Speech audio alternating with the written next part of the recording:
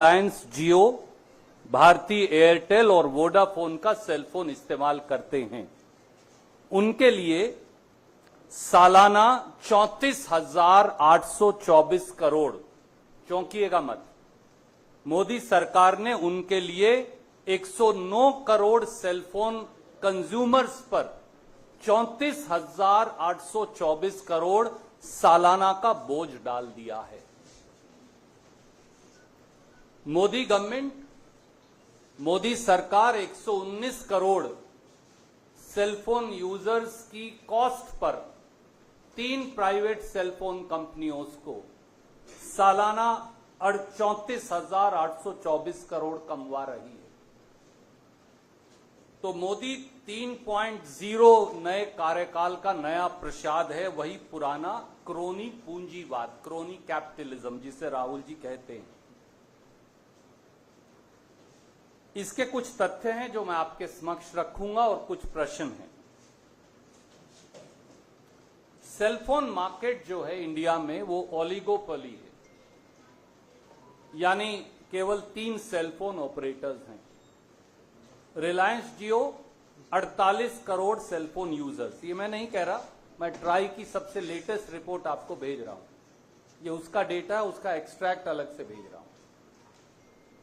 Airtel 39 crore cellphone users,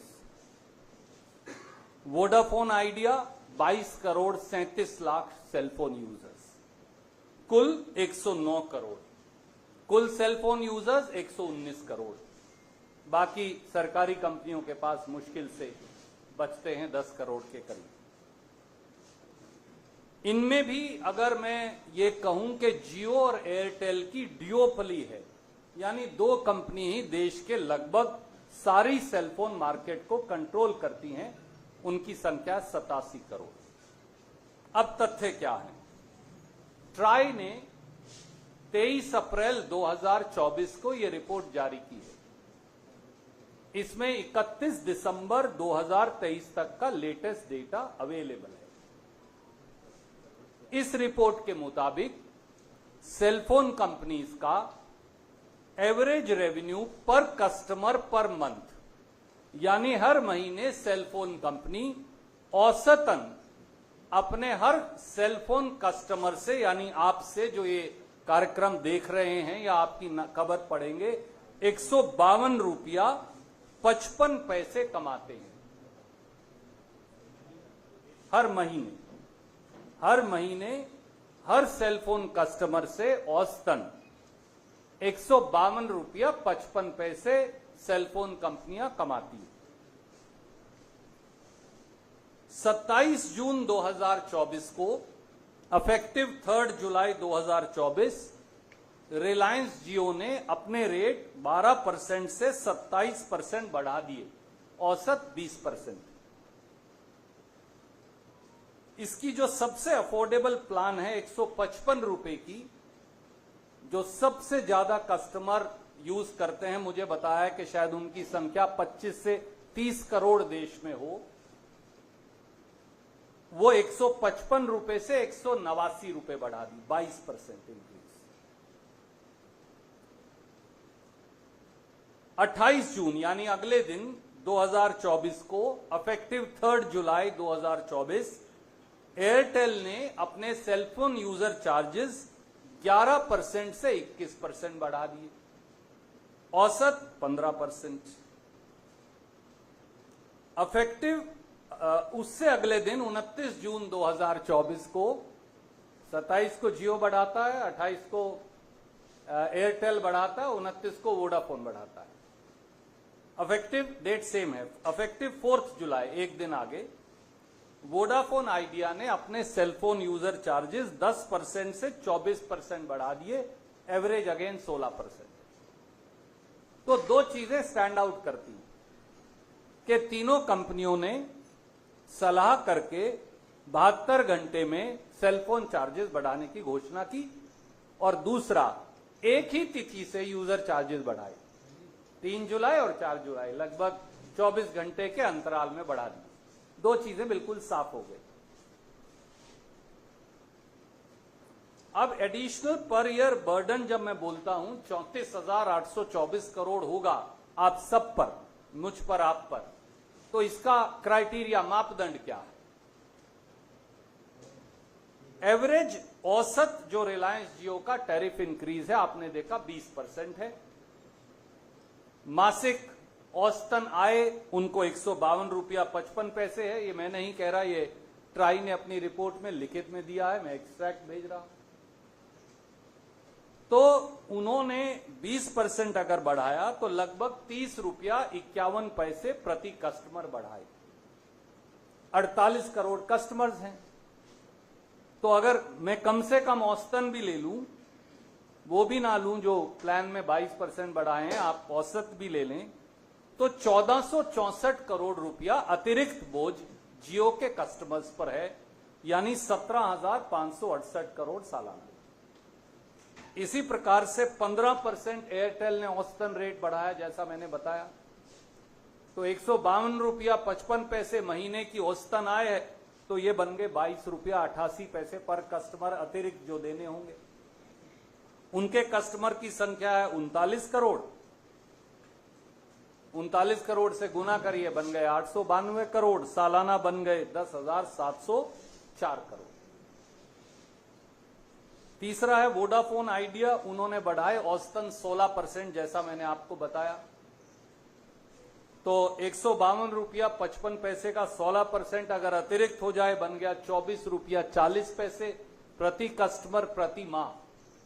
उसको multiply कर दीजिए 22 करोड़ 37 लाख कस्टमर से, तो वो बन गए 546 करोड़ हर महीने अतिरिक्त जो उन्होंने बोझ डाल दिया, और ये बन गए 6,552 करोड़।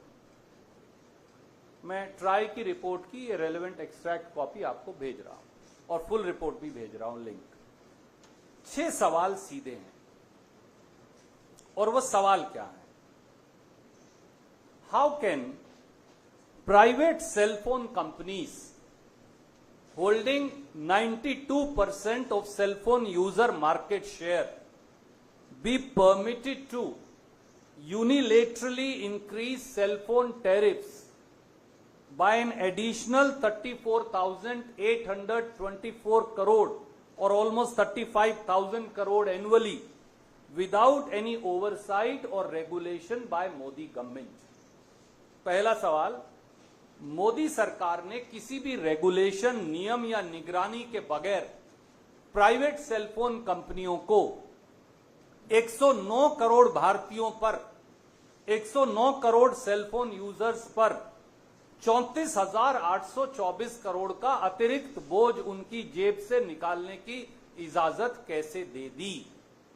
दूसरा सवाल, why have the Modi government and Telecom Regulatory Authority of India abdicated their duty and responsibility towards 109 crore cell phone users?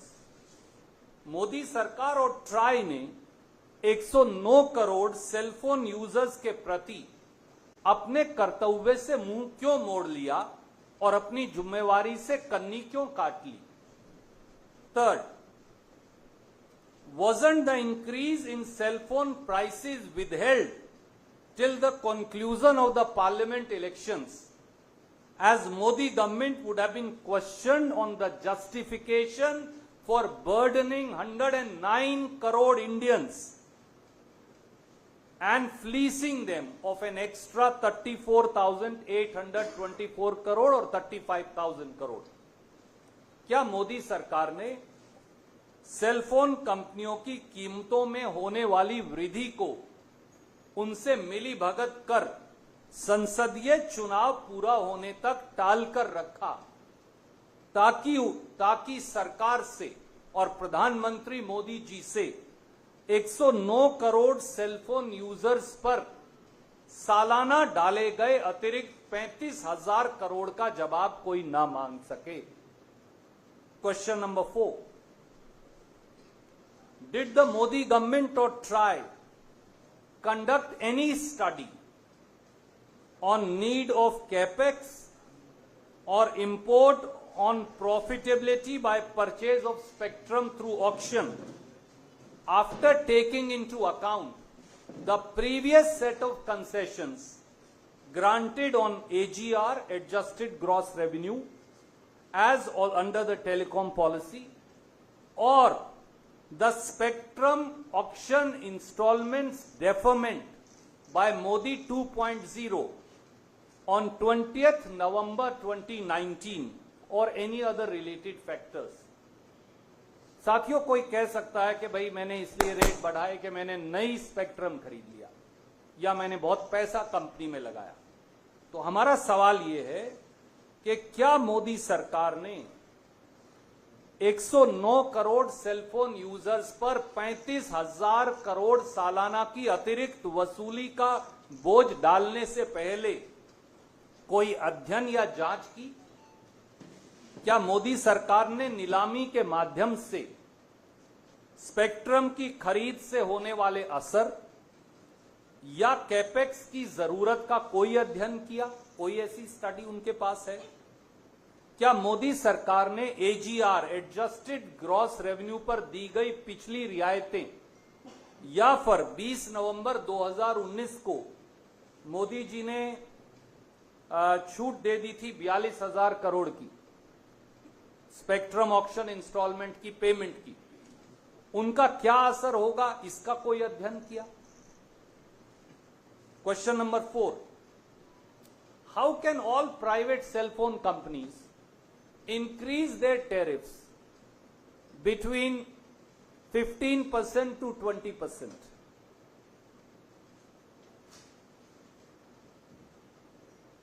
Despite the fact that their profitability varies, their capex requirement vary, and their investment capacities and actual investments vary, and their purchase of spectrum in auction varies. So how can they all raise cell phone charges by the same percentage? It's very unique. Why is Modi government then turning a blind eye to it?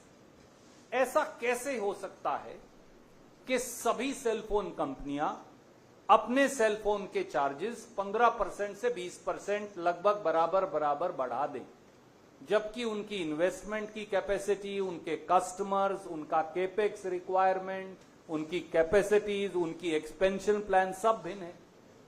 तो क्या मोदी सरकार ने आंख बंद कर ली?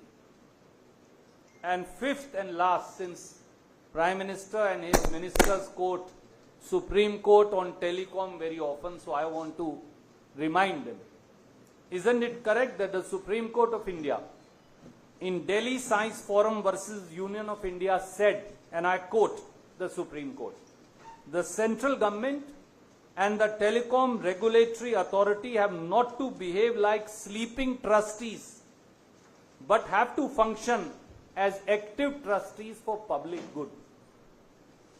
This is something that Prime Minister and his colleagues used to quote very often.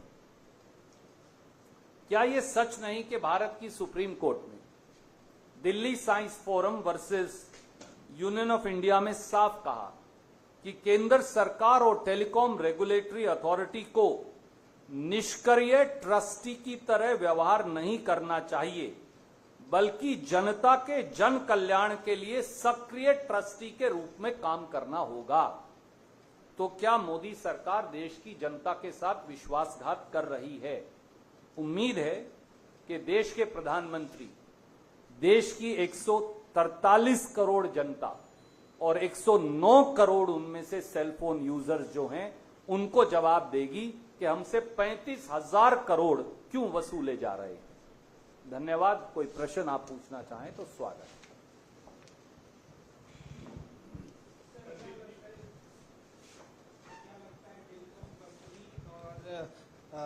Modi सरकार के बीच कोई फिक्स्ड मैच है? सवाल सही है, जवाब मोदी जी को देना होगा। मेरा सवाल केवल एक भारतीय के तौर पर इतना है, 109 करोड़ भारतीय सेलफोन यूजर्स पर, जिसमें रेडी वाला भी है, पटड़ी वाला भी है, पत्रकार भी है, मजदूर भी है, गृहिणी भी है, छात्र भी है, युवा भी है, किसान भी है, गरीब भी है, दलित भी है, पिछड़ा भी है, उन पर 35,000 करोड़ का भार क्यों डाल दिया गया? ये मैं नहीं कह रहा, उनकी रिपोर्ट है, मैंने तो सिर्फ गुना करके बताया, कुछ नया नहीं है इसमें। मैंने सिर्फ गुना करके टोटल सेलफोन यूजर्स का बताया। 35,000 करोड़ की वसूली कर लेंगे आप 109 करोड़ लोगों से। उसका आधार क्या है, मापदंड क्या है? सरकार नाम की कोई चिड़िया इस देश में है या नहीं है, या कंपनियों की मनमानी चलेगी? सवाल इतना है सर।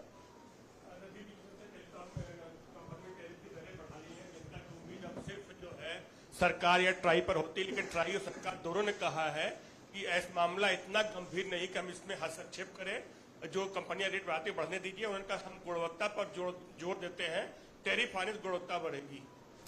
आदरणीय मित्र, तो फिर क्या मोदी जी ने यह देखा है कि आज के अखबार में ही रिपोर्ट है कि केवल सेलफोन यूजर चार्ज बढ़ाने से देश में इन्फ्लेशन की दर में 0.02% इजाफा हो जाएगा? Does the Prime Minister even know that? क्या यह पैसा प्रधानमंत्री देंगे या इस देश के 109 करोड़ लोग देंगे? गुणवत्ता बढ़ानी है तो सरकार गुणवत्ता सरकारी सेलफोन कंपनियों की बढ़ाए, ताकि वो इन प्राइवेट कंपनियों के बराबर खड़े हो जाएं। उनका मार्केट शेयर 8% से कम है, 92% में 3 कंपनियां हैं। अब 3 कंपनियों को 35,000 करोड़ 109 करोड़ भारतीयों से वसूलने की इजाजत कैसे दे सकते हैं? सवाल बिल्कुल सीधा और इतना ही है sir. If you ask me whether there is a violation of TRAI, then TRAI has failed in its oversight and regulation. May I remind you, Sunil ji, TRAI had earlier used to look at the tariffs, and increase in tariffs used to be approved by TRAI. You are a senior journalist, you would recall that. At that time, there were 16 cell phone companies, and there was a lot of competition in the market. So TRAI one day said, there are 16 cell phone companies, there is healthy competition in the market, we don't have to regulate, for they regulate each other. Since Modi ji has taken over, those 16 cell phone companies have become 2. It's virtually a duopoly, at best an oligopoly, at best 3 companies. All 3 are private. 109 crore is the customer base out of 119 crore. 92% is the market share. Why should TRAI and government abdicate its responsibility now? Tomorrow they will say we will not increase 15%, we will increase 500%. Then why is there TRAI? Why is there communication ministry? And let me tell you, these companies are not operating, secondly, in oblivion, in empty space. If you remember, under the telecom policy of 1999, there was profit sharing with Government of India. A method, I did not want to complicate this PC, but I just want to remind you, the method used to be called AGR, Adjusted Gross Revenue. Then the companies went back to government and said, it is too much money, we can't pay. First Vajpayee ji, the BJP government and then spectrum auctions happened. And may I remind you, for I had raised the issue on 15th February 2020, and you were present in that press conference. Government of India had again got deferred 1,02,000 crore of payment, which was directed to be paid by the Supreme Court of India. 1,02,000 crore. May I ask any customer of yours, any viewer of yours, any reader of yours, if he goes back with his EMI of a car and says, please defer 25,000 rupees, will the bank defer? But Modi ji on 20th November 2019 had deferred spectrum auction installment payment of 1,02,000 crore. All these things have to be looked at. Then if you are giving them concessions, how can they unilaterally impose a burden of 35,000 crore on 109 crore cell phone user? This is an abdication of responsibility. oversight and regulation by government. Anything?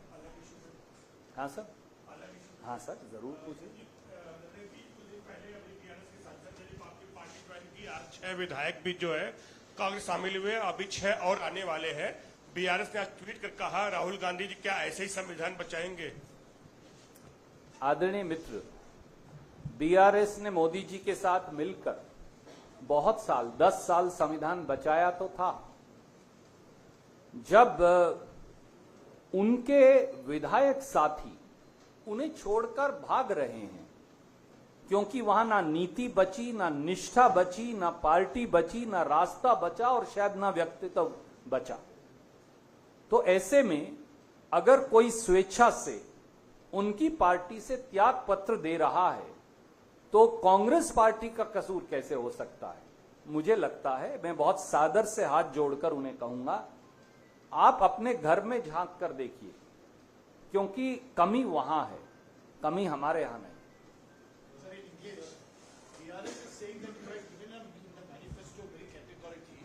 That you will not, if you come to power, you will immediately bring in the 10th schedule to disqualification if anybody switches parties.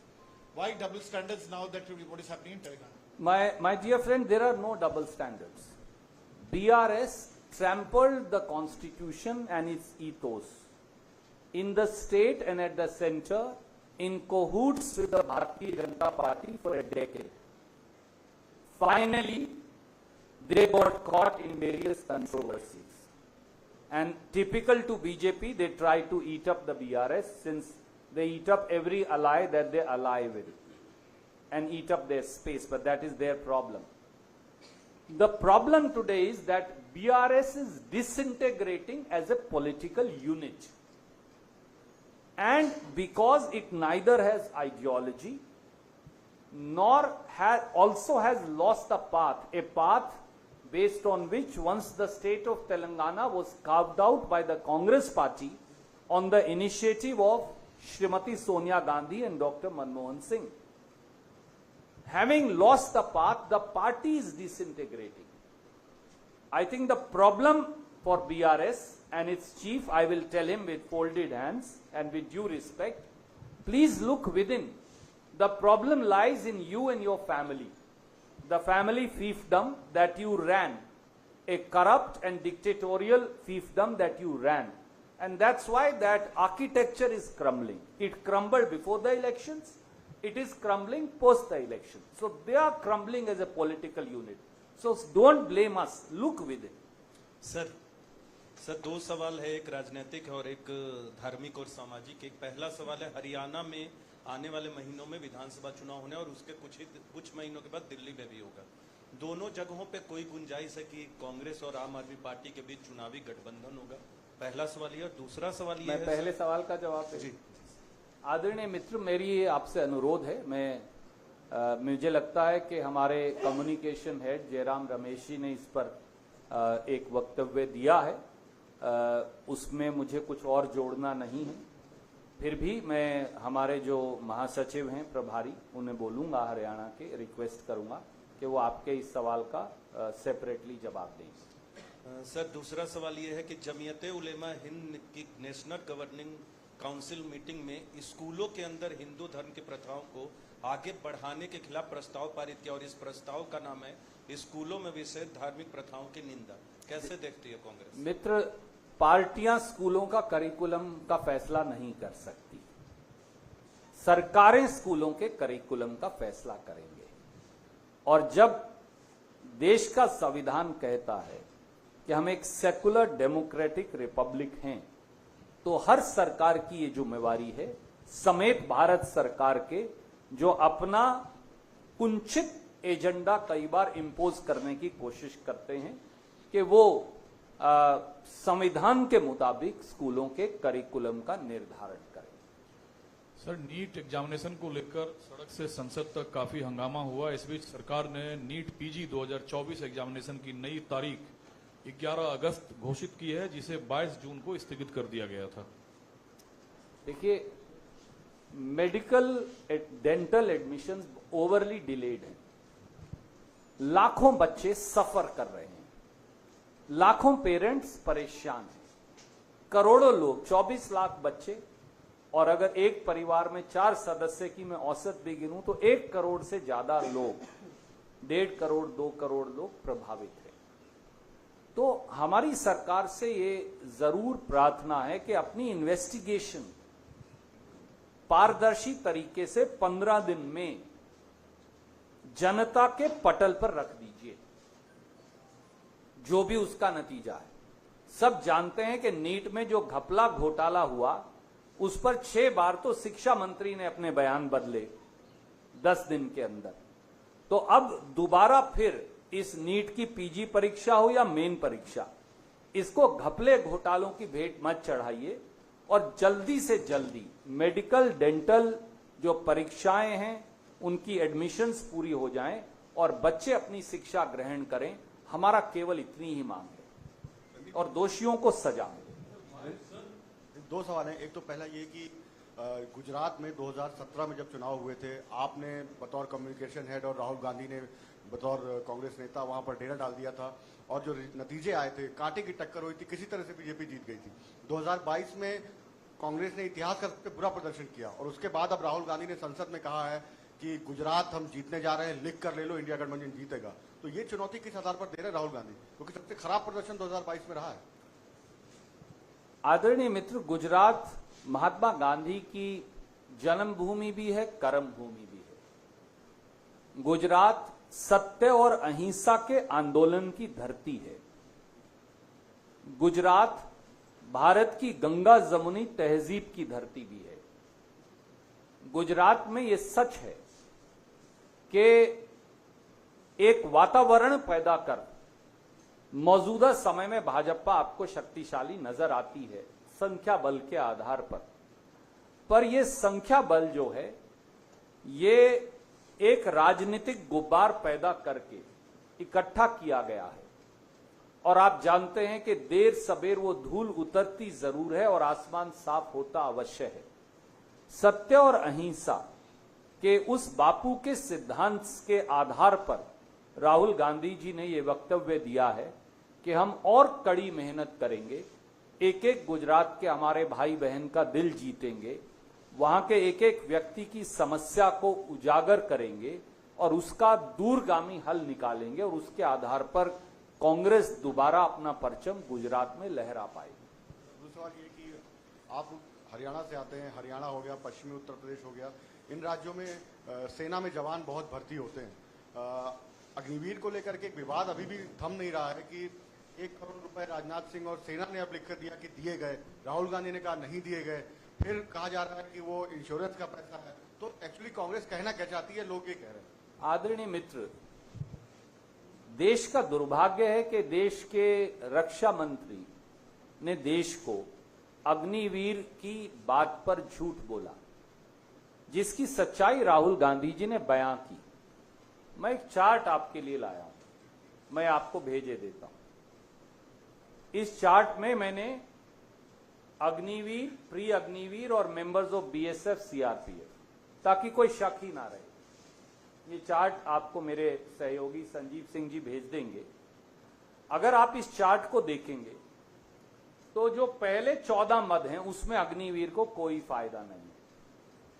केवल 48 लाख रुपए के करीब की राशि insurance की मिलती है। अब मैं राजनाथ सिंह जी से पूछता हूं, फैक्ट्री वाला भी इंश्योरेंस करवाता है, दुकानदार भी अपने कर्मचारी की इंश्योरेंस करवाता है, तो इंश्योरेंस का पैसा अग्निवीर के मुआवजे में कैसे जोड़ेंगे? क्योंकि जो शब्द रक्षा मंत्री जी ने संसद में इस्तेमाल किया वो सब शब्द था मुआवजा, कोट अनकोट।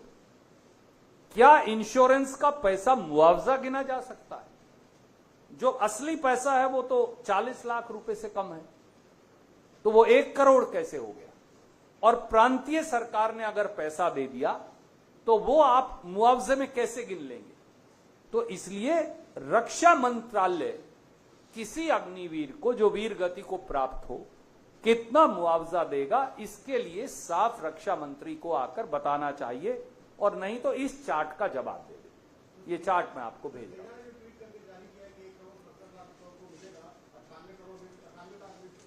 आदरणीय मित्र, मैं मैंने वो ट्वीट नहीं देखा, पर मैं केवल देश के रक्षा मंत्री के बयान पर जवाब दूंगा। मैं सेना ने क्या ट्वीट किया वो रक्षा मंत्री के अधीन है, रक्षा मंत्री से ऊपर नहीं है।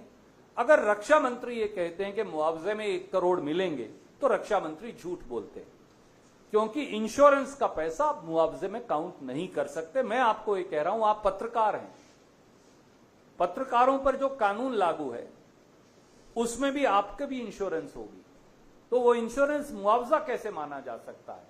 कोई दुकानदार है वो अपने कर्मचारी के इंश्योरेंस करवाता है, कोई फैक्ट्री वाला है वो अपने कर्मचारी की इंश्योरेंस करवाता है, एआईसीसी अपने कर्मचारियों की इंश्योरेंस करवाती है, बीजेपी भी शायद करवाती होगी, तो वो इंश्योरेंस मुआवजा कैसे हो सकता है? बात सवाल इतना है। तो इसलिए बेवकूफ मत बनाए। आप कहिए कि हमने गलती की, आज तक कम था, अब से 1 करोड़ करेंगे, हम उसका स्वागत करेंगे। राहुल गांधी जी सही कह रहे हैं। ये चार्ट मैं आपको भेजे दे रहा हूं।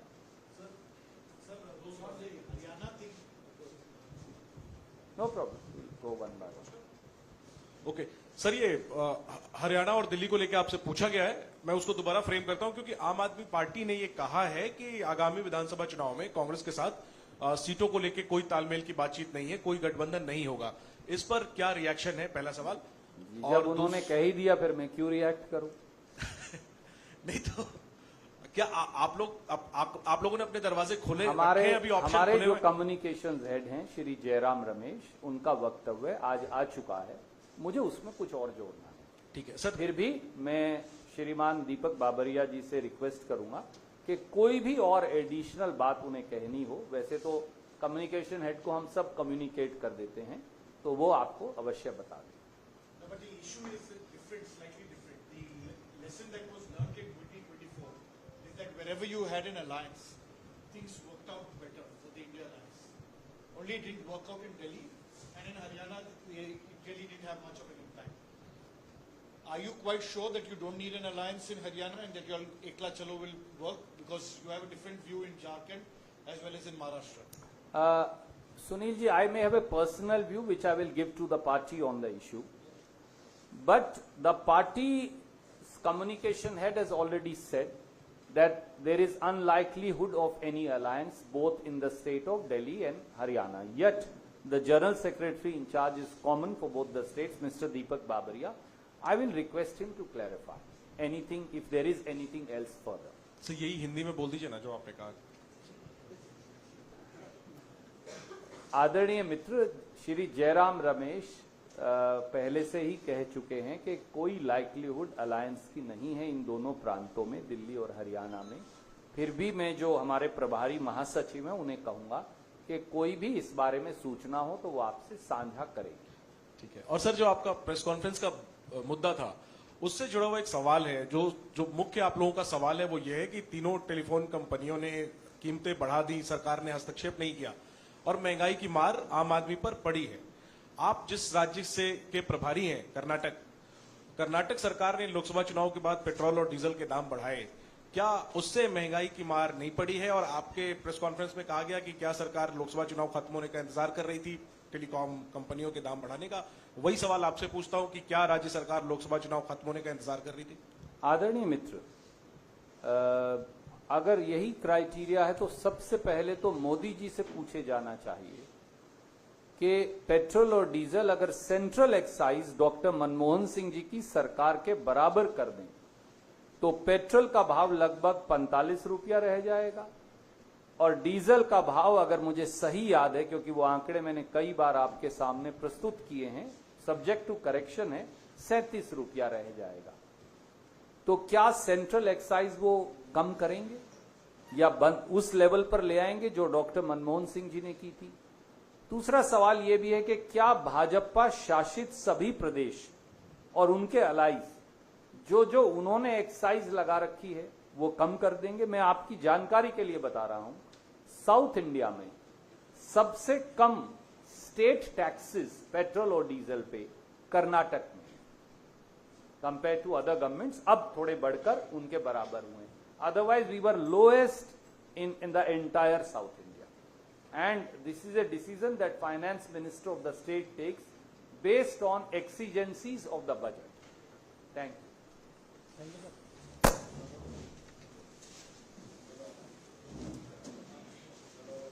साथियों,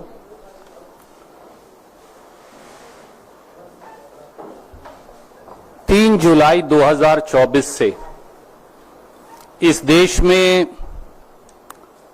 सेल फोन की जो आपके दर्शक पाठक सब इस्तेमाल करते हैं, उनकी दरें बढ़ा दी गई तीनों प्राइवेट सेल फोन कंपनियों के द्वारा।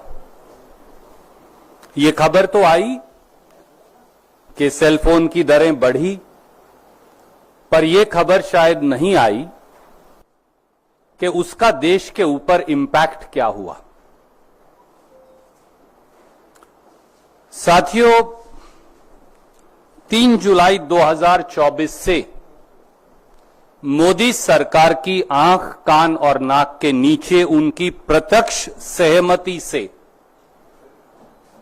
इस देश की 3 सेल फोन कंपनी, जिनका मार्केट शेयर 91.6% है, यानी 109 crore cell phone users 119 crore में से केवल रिलायंस जियो, भारती एयरटेल और वोडाफोन का सेल फोन इस्तेमाल करते हैं, उनके लिए सालाना 34,824 करोड़, चौंकिएगा मत, मोदी सरकार ने उनके लिए 109 करोड़ सेल फोन कंज्यूमर्स पर 34,824 करोड़ सालाना का बोझ डाल दिया है। मोदी गवर्नमेंट, मोदी सरकार 119 करोड़ सेलफोन यूजर्स की कॉस्ट पर 3 प्राइवेट सेलफोन कंपनियों को सालाना 34,824 करोड़ कमवा रही है। तो मोदी 3.0 नए कार्यकाल का नया प्रसाद है, वही पुराना क्रोनी पूंजीवाद, क्रोनी कैपिटलिज्म, जिसे राहुल जी कहते हैं। इसके कुछ तथ्य हैं जो मैं आपके समक्ष रखूंगा और कुछ प्रश्न हैं। सेलफोन मार्केट जो है इंडिया में, वो ओलिगोपोली है, यानी केवल 3 सेलफोन ऑपरेटर्स हैं। रिलायंस जियो 48 करोड़ सेलफोन यूजर्स, ये मैं नहीं कह रहा, मैं ट्राई की सबसे लेटेस्ट रिपोर्ट आपको भेज रहा हूं, ये उसका डेटा, उसका एक्सट्रैक्ट अलग से भेज रहा हूं। Airtel 39 crore cellphone users, Vodafone idea 22 crore 37 lakh cellphone users, कुल 109 करोड़, कुल सेलफोन यूजर्स 119 करोड़। बाकी सरकारी कंपनियों के पास मुश्किल से बचते हैं 10 करोड़ के करीब। इनमें भी अगर मैं ये कहूं कि जियो और एयरटेल की ड्यूओपली है, यानी 2 कंपनी ही देश के लगभग सारी सेलफोन मार्केट को कंट्रोल करती हैं, उनकी संख्या 87 करोड़। अब तथ्य क्या है? ट्राई ने 23 अप्रैल 2024 को यह रिपोर्ट जारी की है। इसमें 31 दिसंबर 2023 तक का लेटेस्ट डेटा अवेलेबल है। इस रिपोर्ट के मुताबिक सेलफोन कंपनीज का एवरेज रेवेन्यू पर कस्टमर पर मंथ, यानी हर महीने सेलफोन कंपनी औसतन अपने हर सेलफोन कस्टमर से, यानी आपसे जो ये कार्यक्रम देख रहे हैं या आपकी खबर पढ़ेंगे, 152 रुपया 55 पैसे कमाते हैं हर महीने हर सेलफोन कस्टमर से औसतन 152 रुपया 55 पैसे सेलफोन कंपनियां कमाती हैं। 27 जून 2024 को अफेक्टिव 3 जुलाई 2024 रिलायंस जियो ने अपने रेट 12% से 27% बढ़ा दिए, औसत 20%। इसकी जो सबसे अफोर्डेबल प्लान है 155 रुपए की, जो सबसे ज्यादा कस्टमर यूज करते हैं, मुझे बताया कि शायद उनकी संख्या 25 से 30 करोड़ देश में हो। वो 155 रुपए से 189 रुपए बढ़ा दी, 22% इंक्रीज। 28 जून यानी अगले दिन 2024 को इफेक्टिव 3 जुलाई 2024 एयरटेल ने अपने सेलफोन यूजर चार्जेस 11% से 21% बढ़ा दिए, औसत 15%। इफेक्टिव उससे अगले दिन 29 जून 2024 को 27 को जियो बढ़ाता है, 28 को एयरटेल बढ़ाता है, 29 को वोडाफोन बढ़ाता है। इफेक्टिव डेट सेम है, इफेक्टिव 4 जुलाई, एक दिन आगे, वोडाफोन आइडिया ने अपने सेलफोन यूजर चार्जेस 10% से 24% बढ़ा दिए, एवरेज अगेन 16%। तो दो चीजें स्टैंड आउट करती हैं कि तीनों कंपनियों ने सलाह करके 72 घंटे में सेलफोन चार्जेस बढ़ाने की घोषणा की, और दूसरा एक ही तिथि से यूजर चार्जेस बढ़ाए, 3 जुलाई और 4 जुलाई, लगभग 24 घंटे के अंतराल में बढ़ा दी। दो चीजें बिल्कुल साफ हो गई। अब एडिशनल पर ईयर बर्डन जब मैं बोलता हूं 34,824 करोड़ होगा आप सब पर, मुझ पर, आप पर, तो इसका क्राइटेरिया, मापदंड क्या है? एवरेज औसत जो रिलायंस जियो का टैरिफ इंक्रीज है आपने देखा 20% है। मासिक औसतन आय उनको 152 रुपया 55 पैसे है। ये मैं नहीं कह रहा, ये ट्राई ने अपनी रिपोर्ट में लिखित में दिया है, मैं एक्सट्रैक्ट भेज रहा हूं। तो उन्होंने 20% अगर बढ़ाया तो लगभग 30 रुपया 51 पैसे प्रति कस्टमर बढ़ाए।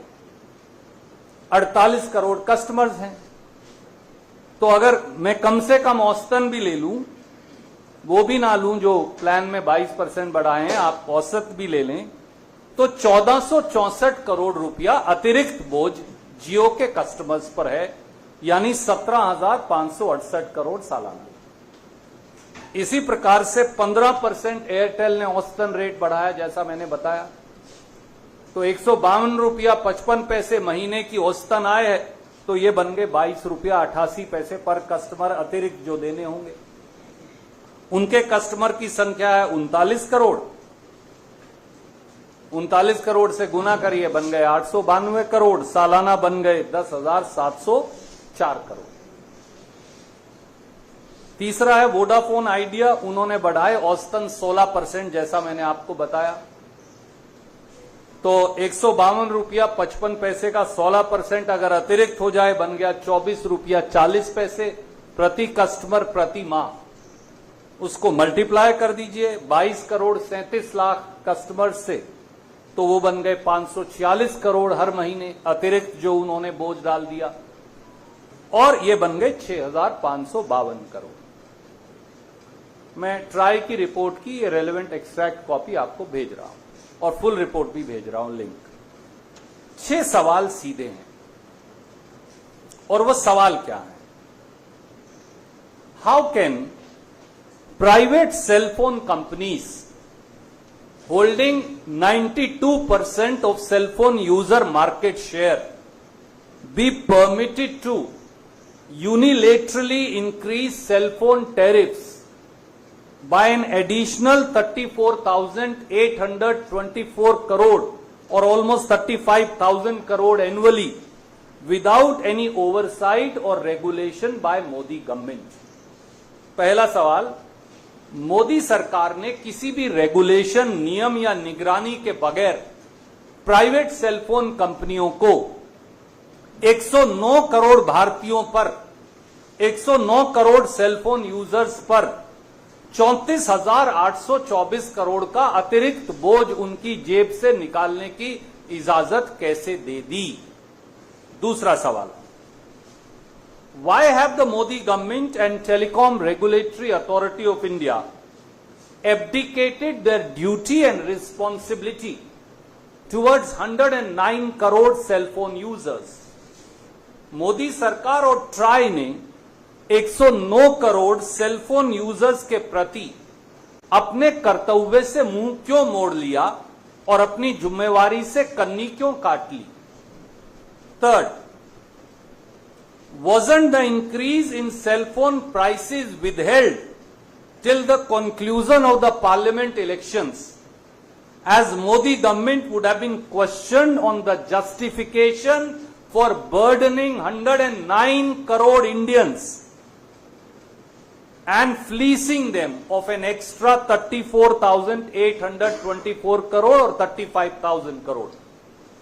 क्या मोदी सरकार ने सेलफोन कंपनियों की कीमतों में होने वाली वृद्धि को उनसे मिली भगत कर संसदीय चुनाव पूरा होने तक टालकर रखा, ताकि सरकार से और प्रधानमंत्री मोदी जी से 109 करोड़ सेलफोन यूजर्स पर सालाना डाले गए अतिरिक्त 35,000 करोड़ का जवाब कोई ना मांग सके?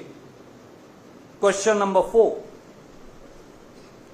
Did the Modi government or try conduct any study on need of capex or import on profitability by purchase of spectrum through auction after taking into account the previous set of concessions granted on AGR, adjusted gross revenue, as under the telecom policy, or the spectrum auction installments deferment by Modi 2.0 on 20th November 2019 or any other related factors?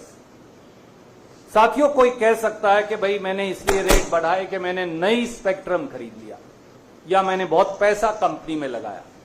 तो हमारा सवाल यह है कि क्या मोदी सरकार ने 109 crore cellphone users पर 35,000 करोड़ सालाना की अतिरिक्त वसूली का बोझ डालने से पहले कोई अध्ययन या जांच की? क्या मोदी सरकार ने नीलामी के माध्यम से स्पेक्ट्रम की खरीद से होने वाले असर या कैपेक्स की जरूरत का कोई अध्ययन किया? कोई ऐसी स्टडी उनके पास है? क्या मोदी सरकार ने AGR, एडजस्टेड ग्रॉस रेवेन्यू पर दी गई पिछली रियायतें या फिर 20 नवंबर 2019 को मोदी जी ने छूट दे दी थी 42,000 करोड़ की स्पेक्ट्रम ऑक्शन इंस्टॉलमेंट की पेमेंट की, उनका क्या असर होगा, इसका कोई अध्ययन किया? Question number 4. How can all private cell phone companies increase their tariffs between 15% to 20%?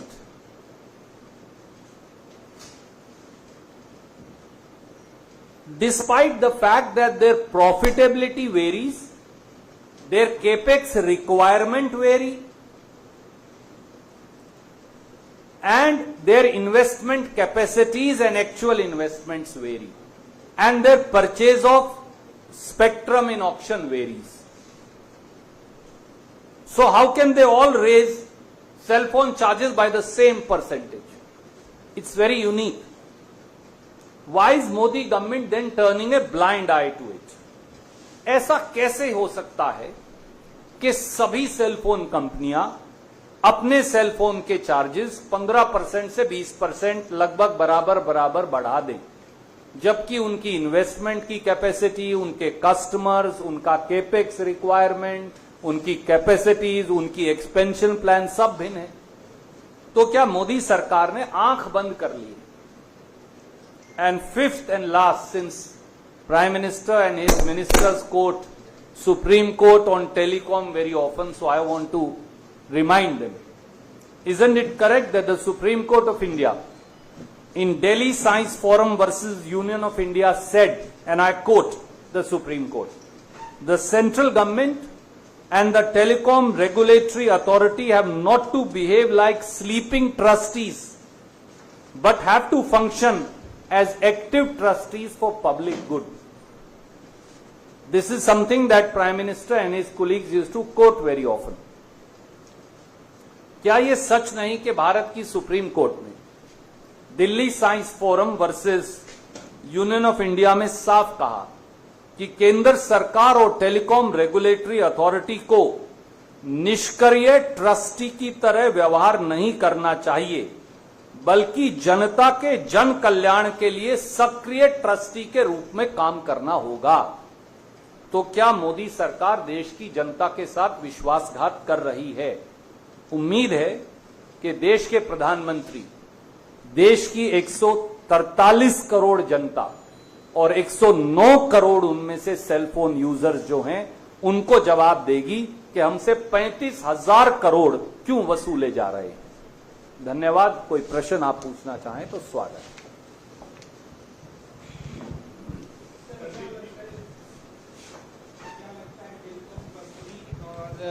और मोदी सरकार के बीच कोई फिक्स्ड मैच है? सवाल सही है, जवाब मोदी जी को देना होगा।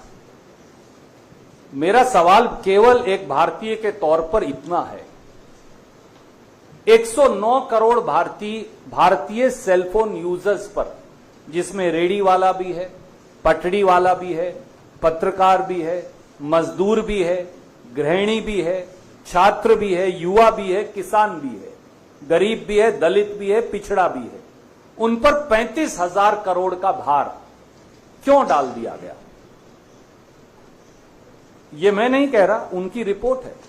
मैंने तो सिर्फ गुना करके बताया, कुछ नया नहीं है इसमें। मैंने सिर्फ गुना करके टोटल सेलफोन यूजर्स का बताया।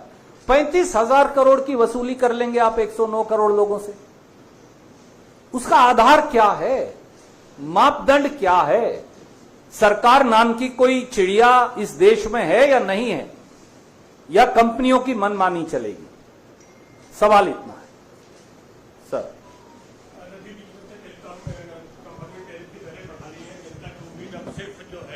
सरकार या ट्राई पर होती है, लेकिन ट्राई और सरकार दोनों ने कहा है कि ऐसा मामला इतना गंभीर नहीं कि हम इसमें हस्तक्षेप करें। जो कंपनियां रेट बढ़ने दीजिए, उनका हम गुणवत्ता पर जोर देते हैं, टैरिफ आने से गुणवत्ता बढ़ेगी।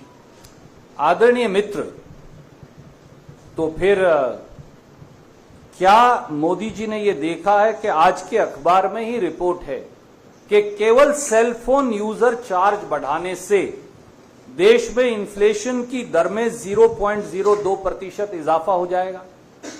Does the prime minister even know that? क्या यह पैसा प्रधानमंत्री देंगे या इस देश के 109 करोड़ लोग देंगे? गुणवत्ता बढ़ानी है तो सरकार गुणवत्ता सरकारी सेलफोन कंपनियों की बढ़ाए, ताकि वो इन प्राइवेट कंपनियों के बराबर खड़े हो जाएं। उनका मार्केट शेयर 8% से कम है, 92% में 3 कंपनियां हैं। अब 3 कंपनियों को 35,000 करोड़ 109 करोड़ भारतीयों से वसूलने की इजाजत कैसे दे सकते हैं? सवाल बिल्कुल सीधा और इतना ही है सर।